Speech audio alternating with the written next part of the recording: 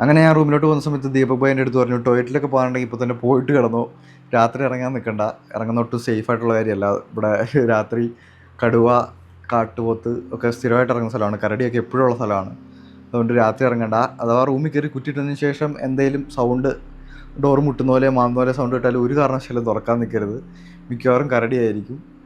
അങ്ങനെ തുറക്കേണ്ട ഒരു ആവശ്യം എന്തെങ്കിലും തോന്നിക്കഴിഞ്ഞാൽ ജനൽ തുറന്ന് പുറത്ത് നോക്കി സേഫ് ആണെങ്കിൽ മാത്രമാണ്, അല്ലെങ്കിൽ അതൊരു ആരാണെന്ന് നോക്കി കൺഫേം ചെയ്തിട്ട് മാത്രമാണ് പുറത്തിറങ്ങാറുള്ളൂ എന്ന് പറഞ്ഞു.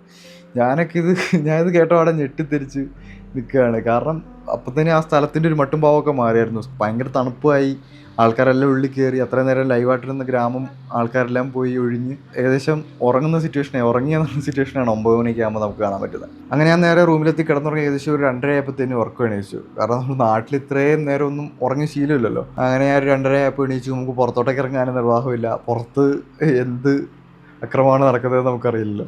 അപ്പോൾ ഞാൻ ആലോചിക്കുകയാണ് നാട്ടിൽ നമ്മൾ എന്ത് സേഫായിട്ടാണ് കിടക്കുന്നതെന്നൊക്കെ.